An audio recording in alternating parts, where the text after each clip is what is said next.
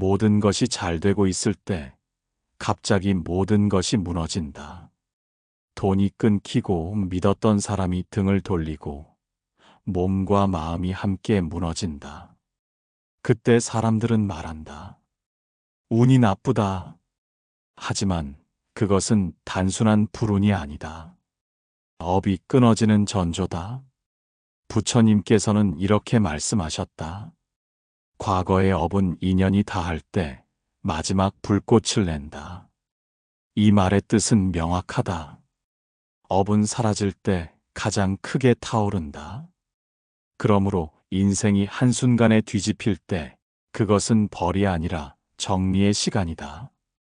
그동안 마음속에 쌓인 원망, 욕심, 미움이 불길처럼 타올라 마지막 연기를 내뿜는 것이다.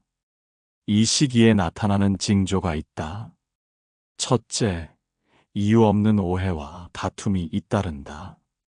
둘째, 오래 쌓아온 것이 무너진다. 셋째, 아무리 애써도 일이 뜻대로 풀리지 않는다. 이 세 가지가 한꺼번에 찾아오면 인생은 마치 지옥불에 던져진 듯 느껴진다. 그러나 바로 그때 업이 타오르며 사라진다. 부처님께서 제자에게 물으셨다. 불이 가장 밝을 때는 언제인가? 제자가 대답했다. 모든 것을 태우는 순간입니다. 스승은 고개를 끄덕이며 말했다. 그때 불도 사라진다. 업 또한 그러하다. 모든 것이 불타는 듯 괴로울 때 사실은 그 괴로움이 업을 태우는 불이다. 그 불길을 원망으로 덮으면 다시 타야 하지만 참회와 인내로 받아들이면 그 불은 꺼진다. 그래서 마음 공부의 첫걸음은 버티는 것이다. 도망치지 말고 불 속에서 숨을 고르라. 하루 한 번은 깊게 들이쉬며 마음속으로 외워라. 이것은 사라지고 있다. 내가 태우는 중이다. 그 한 문장이 업의 불을 연기로 바꾼다. 지옥이 끝나는 순간 세상은 새로 열린다. 그 순간부터 삶은 이전과 다르게 흐른다. 괴로움이 아니라 해방의 문으로 바뀌는 것이다. 지옥을 견디는 자만이 새벽을 본다. 업이 사라질 때 인생은 새로 태어난다. 어느 날 거울을 보았는데 낯선 얼굴이 서 있다. 익숙한 내 모습인데 어딘가 모르게 다르다. 눈빛이 깊어지고 입가가 달라지고 얼굴의 기운이 변한다. 이때 사람은 묻는다. 왜 이렇게 늙었지? 혹은 요즘 왜 이렇게 편안해 보이지? 그러나 진짜 이유는 하나다. 업이 녹고 있기 때문이다. 부처님께서는 말씀하셨다. 마음이 맑으면 얼굴이 맑고 마음이 탁하면 얼굴이 어둡다. 얼굴은 거울이다. 마음속 업이 비치는 화면이다. 업이 쌓일 때는 눈빛이 흔들리고 얼굴선이 굳는다. 의심이 많을수록 이마가 좁아지고 원망이 깊을수록 입꼬리가 내려간다. 남을 탓하는 마음은 얼굴을 거칠게 만들고 욕심이 가득한 마음은 눈을 흐릿하게 만든다. 그런데 어느 날 이유도 없이 표정이 부드러워진다. 예전 같으면 불안할 상황에서도 마음이 덜 요동친다. 남의 말에 쉽게 상처받지 않고 미움이 오래 머물지 않는다. 그때 얼굴의 기운이 달라진다. 빛이 난다. 피부의 문제가 아니라 마음의 빛이다. 이것이 업이 사라질 때 나타나는 징조다. 겉으로는 아무 일도 없는 듯하지만 내면의 에너지가 바뀌면서 얼굴의 파동이 변한다. 그 파동이 복이 되는 순간 인연이 새롭게 다가온다. 그때 새로운 일이 열리고 뜻하지 않은 도움이 들어온다. 옛 스승은 제자에게 이렇게 말했다. 너의 얼굴을 보면 내가 어떤 업을 지었는지 안다. 그 말은 무섭지만 진리다. 얼굴은 마음의 역사책이다. 분노를 쌓으면 칼자국 같은 선이 남고, 자비를 쌓으면 물결 같은 부드러움이 생긴다. 업이 정리될 때 나타나는 또 하나의 신호는 눈의 평화다. 예전에는 무언가를 잃을까 두려워 눈동자가 늘 흔들렸다면, 이제는 잃어도 괜찮다는 여유가 깃든다. 그 여유가 얼굴의 힘을 바꾼다. 그러니 거울을 자주 보라. 얼굴이 맑아지면 업이 녹고 있는 것이다. 특히 아침 세수할 때 마음속으로 외워라. 오늘은 미워하지 않겠습니다. 그 한마디가 얼굴에 복을 새긴다. 마음이 변하면 얼굴이 변하고, 얼굴이 변하면 인연이 변하고, 인연이 변하면 삶이 새로 열린다. 업은 마음의 그림자다. 그림자가 걷히면 빛이 얼굴에 머문다. 그때부터 인생은 다른 얼굴로 살아간다. 돈이 끊길 때가 있다. 열심히 일해도 손에 남지 않고 이상하게 돈이 새어나간다. 그때 사람들은 불안해한다. 운이 나빠졌다. 재수가 없다. 하지만 그것은 단순한 불운이 아니다. 돈의 업이 정리되고 있는 순간이다. 부처님께서는 이렇게 말씀하셨다. 모든 복은 베풀고 돌려보낸 자리에서 흐른다. 그런데 사람은 복이 머물면 그것을 움켜쥔다. 잡는 순간 흐름이 막히고, 막히면 고인다. 고인 물은 썩고, 썩은 물은 다시 사라진다. 이것이 돈의 업이다. 돈은 단순한 물질이 아니라 마음의 방향을 따라 흐르는 에너지다. 욕심으로 모은 돈은 무겁고, 감사로 받은 돈은 가볍다. 무거운 돈은 잠시 머물다 떠나고, 가벼운 돈은 인연을 만들어 돌아온다. 그래서 업이 사라질 때 먼저 돈의 길이 막히는 듯한 일이 벌어진다. 이유 없는 지출, 갑작스러운 손해, 거래의 중단. 그러나 그것은 복이 빠져나가는 게 아니라 탐욕의 찌꺼기가 씻겨나가는 과정이다.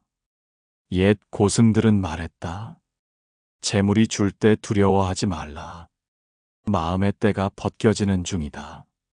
돈이 줄어들 때 마음은 비워진다. 비워진 그 자리에 맑은 복이 들어온다. 이때의 변화는 눈에 보이지 않는다. 하지만 잠시 후 이상하게도 새로운 인연이 열린다. 도와주고 나면 손해본 것 같지만 며칠 후 전혀 다른 길에서 도움이 들어온다. 이것이 복의 환류다. 업이 정리될 때는 반드시 새로운 순환이 시작된다. 만약 요즘 돈이 자꾸 끊기고 손에 잡히던 것이 빠져나가고 있다면 그것은 재앙이 아니라 정화다. 돈의 흐름이 멈춘 것이 아니라 이전에 막힌 물길이 뚫리기 전에 고요함이다. 기도할 때 이렇게 마음속으로 외워라. 돈아, 흘러라. 내가 막지 않으리라. 이 한마디가 탐욕을 녹인다. 그 순간부터 돈은 나를 떠나는 것이 아니라 나를 중심으로 돌기 시작한다. 돈의 업이 사라지면 재물은 단순한 수단이 아니라 복의 증거가 된다. 베풀수록 풍요로워지고 쓸수록 다시 채워진다. 이것이 부처님이 말씀하신 진짜 부자다. 업이 사라질 때 돈의 흐름은 달라진다. 그때 인생은 처음으로 흘러가는 복을 경험한다. 갑자기 사람들의 태도가 달라질 때가 있다. 어제까지만 해도 내 곁을 맴돌던 이가 오늘은 차가운 눈빛으로 돌아선다. 가까웠던 가족이, 믿었던 친구가 이유 없이 등을 돌린다. 그때 마음은 무너진다. 내가 뭘 잘못했나? 그러나 진실은 다르다. 업이 사라질 때 인연은 재배치된다. 부처님께서는 말씀하셨다. 인연은 오래 머무르지 않는다. 다만 때가 다하면 흩어진다. 그 말은 무정하게 들리지만 지극히 자비로운 진리다. 왜냐하면 모든 인연은 가품의 자리이기 때문이다. 사람의 인연은 업의 끈으로 이어져 있다. 좋아하든 미워하든 만나야 할 이유가 있다. 그 인연 속에서 주고받을 몫이 끝나면 세상은 그 끈을 조용히 끊는다. 그래서 이유 없이 멀어지고 말 한마디로 관계가 끊긴다. 그때 대부분의 사람은 그 고통을 오해한다. 왜 이렇게 냉정하지? 세상이 날 버렸나? 하지만 그건 단절이 아니라 정리다. 업이 사라질 때 주고받을 일이 끝난 사람들은 자연히 물러난다. 그 자리를 비워야 새로운 인연이 들어온다. 그런데 대부분은 그 빈자리를 붙잡으려 한다. 사라진 인연을 붙잡으면 정리되어야 할 업이 다시 이어진다. 그때 고통은 더 깊어진다. 옛 스승들은 이렇게 가르쳤다. 떠나는 인연을 붙잡지 말라. 떠남은 끝이 아니라 다음을 부른다. 이 말의 뜻을 깨닫는 순간 마음이 한결 가벼워진다. 나를 미워하던 사람이 갑자기 조용해지는 것도, 갑자기 나를 돕던 사람이 사라지는 것도 모두 인연의 빚이 끝났기 때문이다. 이 변화가 일어날 때 마음을 어떻게 지킬 것인가? 첫째, 억지로 관계를 되돌리려 하지 말 것. 둘째, 떠나는 일을 원망하지 말 것. 셋째, 새롭게 들어오는 인연을 의심하지 말 것. 이 세 가지를 지키면 인연은 새로 열린다. 기도하라. 끝난 인연은 감사로 보내고 오는 인연은 맑게 맞이하겠습니다. 이 마음이 바로 업을 놓는 수행이다. 그때 사람들의 태도가 달라지는 것이 아니라 내 마음이 맑아져 세상이 다르게 보인다. 업이 사라질 때 인연의 무대는 다시 세워진다. 어제의 적이 내일의 스승이 되고 어제의 동료가 내일의 그림자가 된다.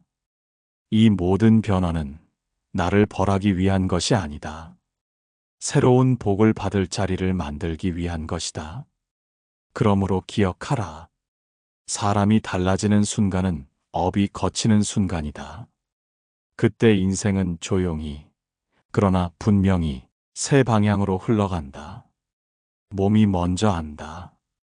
업이 녹기 시작하면 마음보다 몸이 먼저 반응한다. 갑자기 잠이 많아지고 이유 없는 피로가 찾아오며 평소와 다르게 감정이 요동친다. 이것은 병이 아니라 정화의 신호다. 부처님께서는 말씀하셨다. 몸은 업의 그릇이다. 그릇이 깨끗해질 때 탁한 것은 먼저 떠오른다. 그 말 그대로다. 마음속 묵은 응어리가 녹을 때 몸은 그것을 대신 흘려보낸다. 그래서 업이 사라질 때는 몸이 무겁다. 열이 오르거나 이유 없이 아프거나 갑자기 예민해지고 울컥한다. 그러나 그 고비를 지나면 놀랍게도 몸이 가벼워진다. 예전 같으면 아프던 부위가 사라지고 숨이 훨씬 깊어진다. 옛 스승들은 이렇게 말했다. 몸이 흔들릴 때는 마음이 정화되는 중이다. 이때 해야 할 일은 하나, 저항하지 말 것이다. 쉬어야 하면 쉬고 울어야 하면 울라. 그 울음이 오래된 독을 씻는다. 몸은 업의 마지막 통로다. 마음이 바뀌면 기운이 바뀌고 기운이 바뀌면 몸이 새로 난다. 그래서 진짜 치유는 약이 아니라 마음에서 시작된다. 기도하라. 이 몸이 괴로워도 이것이 내 업의 마지막이라면 감사하겠습니다. 그 한마디가 병을 다르게 만든다. 그 순간부터 아픔은 고통이 아니라 해방의 신호가 된다. 몸이 달라지면 삶이 달라진다.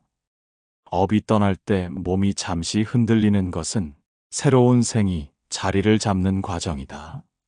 몸의 피로는 끝이 아니라 시작이다. 그 흔들림 뒤에 맑은 기운이 피어난다. 잊었다고 생각했던 일들이 문득 되살아난다. 어릴 적 상처, 지나간 사랑, 후회와 원망의 장면이 아무 이유 없이 눈앞에 펼쳐진다. 그때 사람들은 말한다. 왜 이제 와서 이런 생각이 날까? 그러나 그것은 단순한 기억이 아니다.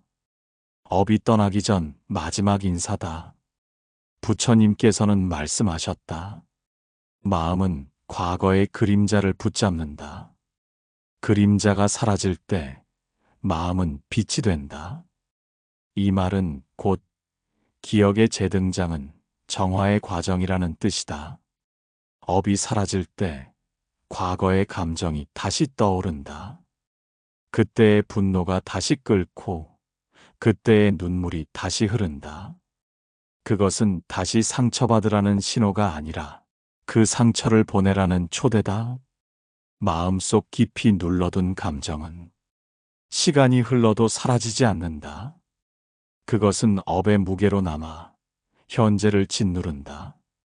그러나 어느 날 그 무게가 녹기 시작하면 기억이 표면으로 올라온다.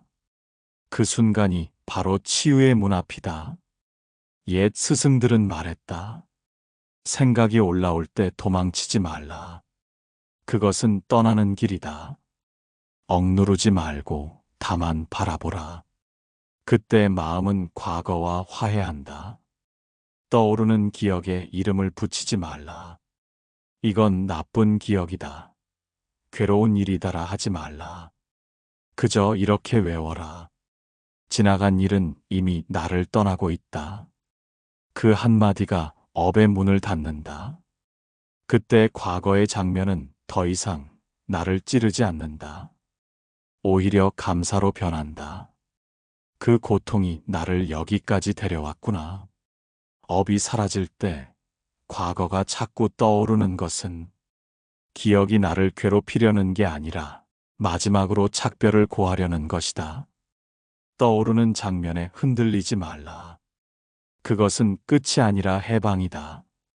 기억이 사라질 때 진짜 나가 드러난다.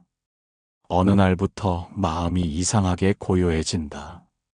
예전엔 분노가 치밀던 일도 그냥 지나가고 누가 비난을 해도 이상하게 흔들리지 않는다. 기쁨도 슬픔도 다 멀리 있는 것처럼 느껴진다. 그때 사람들은 말한다. 내가 왜 이렇게 무기력할까? 그러나 그것은 무기력이 아니다. 업이 사라진 뒤의 침묵이다. 부처님께서는 말씀하셨다. 물이 흐를 때는 소리가 나지만 고요할 때는 맑다. 그 고요함이 바로 깨달음의 전조다. 업이 사라질 때 마음은 텅 빈 듯하다. 더 이상 싸울 이유도 붙잡을 욕심도 사라진다. 마음속 소음이 멈추면 처음엔 허전하다. 그러나 그 허전함 뒤에는 평화가 자리한다. 그 평화는 세상이 줄 수 없는 고요다. 이 시기에 많은 이가 착각한다. 나는 의욕이 사라졌어. 하지만 사실은 새 속의 욕망이 잠든 것이다. 욕망이 잠들면 마음은 본래의 자리를 되찾는다. 그 자리가 바로 진짜 나다. 옛 스승들은 말했다. 고요함은 깨달음의 문턱이다. 그 문턱에서 흔들리지 말라. 마음이 조용해질 때 밖으로는 아무 일도 일어나지 않는다. 그러나 안에서는 깊은 변환이 일어난다. 그 변화가 업의 마지막 숨이다. 이때 해야 할 일은 단 하나, 그 고요함을 믿는 것. 외로워도 괜찮다. 허전해도 괜찮다. 그 고요함은 텅 빈 것이 아니라 이전의 모든 고통이 가라앉은 자리다. 기도하라. 이 고요 속에 머물겠습니다. 더 이상 흔들리지 않겠습니다. 그 마음이 들 때 업은 완전히 사라진다. 세상은 여전한데 마음이 다르게 본다. 더 이상 세상과 싸우지 않고 그저 바라본다. 업이 사라질 때 마음은 싸움이 멈춘다. 그 침묵은 종착이 아니라 새벽이다. 마음이 조용해질 때 비로소 부처가 깨어난다. 한동안 아무리 해도 안 되던 일이 있다. 계획이 꼬이고 인연이 끊기고 문이 닫힌 듯 막혀 있던 길. 그런데 어느 날 이유 없이 모든 것이 풀리기 시작한다. 막혀 있던 일이 자연스럽게 이어지고 사람이 붙고 길이 열리며 마음이 가볍다. 그때 사람들은 운이 트였다고 말하지만 그것은 운이 아니라 업의 정리가 끝난 순간이다. 부처님께서는 말씀하셨다. 모든 막힘은 인연의 덮개가 씌워진 것이다. 덮개가 걷히면 길은 스스로 열린다. 업이 사라질 때 그 덮개가 걷힌다. 인생의 막힘은 나쁜 징조가 아니다. 막힘은 멈춤의 신호이고 멈춤은 정화의 과정이다. 업의 흐름이 끝나지 않으면 새 인연이 들어올 수 없다. 그래서 때로는 길이 막혀야 한다. 그 막힘 속에서 오래된 인연과 감정이 정리되고 마음의 방향이 바로잡힌다. 그러나 많은 사람은 그 시기를 견디지 못한다. 답답하다고 원망하고 포기한다. 그 순간 업은 다시 이어진다. 막힘을 인내하는 자만이 업이 거치는 문을 통과한다. 옛 스승들은 말했다. 길이 막힐 때는 움직이지 말고 숨을 고르라. 바람이 바뀌는 중이다. 정말 그렇다. 바람이 바뀌는 동안 발버둥 치면 길을 놓치고 가만히 머무르면 새 길이 드러난다. 업이 사라질 때 나타나는 신호는 뚜렷하다. 갑자기 일이 매끄럽게 이어지고 예상치 못한 사람의 도움을 받고 마음속 두려움이 사라진다. 그것이 바로 업이 거치고 인연이 재배치된 증거다. 기도하라. 모든 막힘을 원망하지 않겠습니다. 이 또한 길이 열리는 과정임을 압니다. 그 한마디가 업의 마지막 문을 연다. 길이 열릴 때 세상은 달라진 게 없다. 달라진 것은 오직 내 마음이다. 그 마음이 바뀌면 세상은 스스로 길을 낸다. 막힘이 끝날 때 인생은 새로 흐른다. 그 순간 업은 완전히 흩어진다. 입은 가장 작은 문이지만 가장 큰 업이 드나드는 자리다. 사람은 평생 말로 복을 짓고 말로 업을 짓는다. 그래서 부처님께서는 말씀하셨다. 입의 칼은 피를 보이지 않지만 마음을 가장 깊이 벤다. 업이 사라질 때 가장 먼저 달라지는 것은 말의 기운이다.